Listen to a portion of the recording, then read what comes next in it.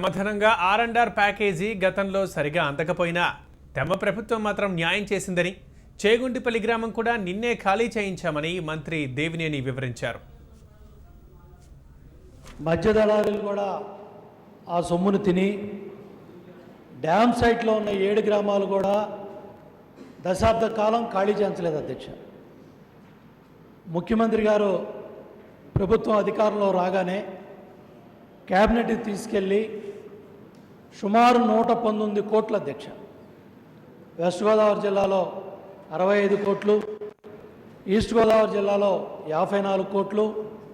ఎవరైతే ఆ టైంలో పాపం చిన్న ఆడపిల్లలు ఉన్నారో వాళ్ళు పెళ్ళిడికి వచ్చారు అధ్యక్ష.